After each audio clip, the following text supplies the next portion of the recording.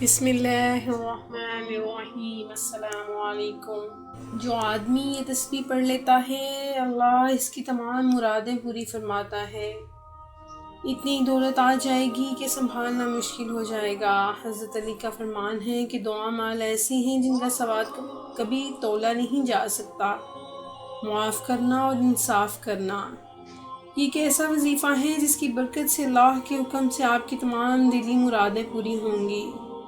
عمل اور ضروری ہدایات آپ کو بتاتی چلوں۔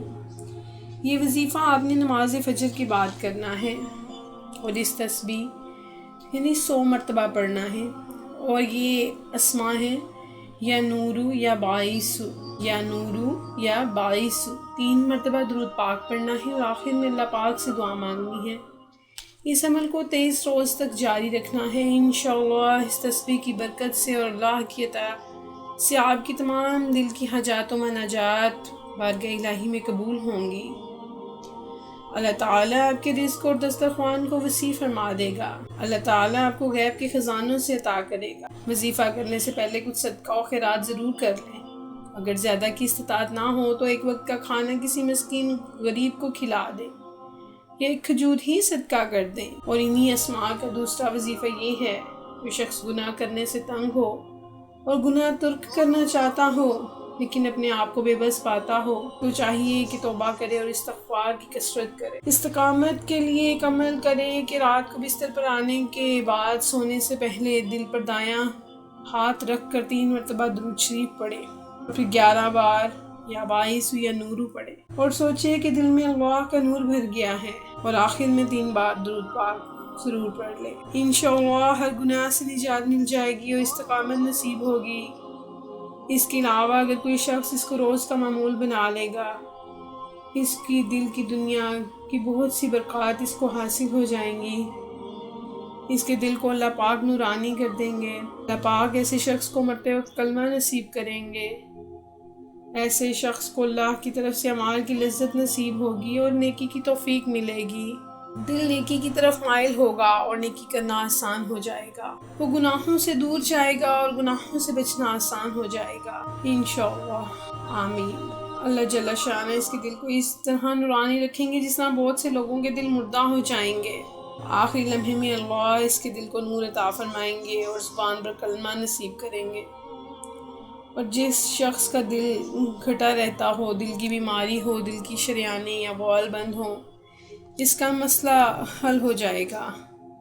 جو انزائٹی، ٹینشن ہو اور دنیا جہان کے مسائل اس کے ارد گرد ہوں، اس کے دل کو سکون ملتا ہے۔ جس کو انوکھے الٹے سیدھے خواب آتے ہیں وہ خواب آنا بند ہو جاتے ہیں۔ کتنے لوگ ایسے تھے جو دل کی گھٹن اور ٹینشن میں مبتلا تھے، یا باعث یا نورو پڑھنے سے اللہ نے گھٹن اور ٹینشن سے نجات دے دی۔ کتنے لوگ ایسے تھے جو کہتے تھے جی چاہتا ہے خودکشی کر لیں۔ کتنے ہی لوگ ایسے تھے جو غصے اور جھنجھلاہٹ اور اکتاہٹ کا شکار رہتے تھے۔ سب کے مسئلے حل ہو گئے، دلوں کو سکون مل گیا۔ جن کی راتوں کی نیندیں ختم ہو چکی تھیں، گولیاں بھی ناکام ہو چکی تھیں، اس وظیفے یعنی باعث یا نورو کی برکت سے اللہ نے ان کی بہترین نیند کر دی۔ کتنے لوگ ایسے تھے جن کو ہائی بلڈ پریشر تھا، انزائٹی تھی۔ کتنے لوگ ایسے تھے جن کا دل نیکیوں کو نہیں چاہتا تھا اور کہتے تھے کہ ہمارا دل نہیں کرتا۔ نور کو، نیکیوں کو، درود پاک کو، اولیاء کی محبت کو، صحابہ اہلیت کی محبت کو، مدینے والے کے عشق کو ان کا دل خود کرنا شروع ہو گیا۔ اصل تو دل ہے نا، دل چاہے تو جسم چاہ لیتا ہے، دل نہ چاہے تو جسم نہیں چاہتا۔ کتنے لوگ ایسے تھے جو کہتے تھے نماز میں دل نہیں لگتا، نماز میں دل لگنا شروع ہو گیا۔ تسبیح میں دل نہیں لگتا، تسبیح میں دل لگنا شروع ہو گیا۔ تلاوت میں دل نہیں لگتا اور اللہ کی محبت میں خرچ نہیں کر سکتے، سب کے سب سدھر گئے۔ یا باعث یا نور اتنا بڑا مبارک نام ہے، اس کا ورد کیجئے اور بتایا گیا عمل کیجئے اور فوائد حاصل کرتے رہیے۔ ویڈیو کو لائک بھی کیجئے اور شیئر بھی کیجئے، چینل کو سبسکرائب کیجئے اور آگے دوستوں میں شیئر بھی کیجئے۔ اس کار خیر میں ہمارا ساتھ دیجئے۔ جزاک اللہ، اللہ نگہبان۔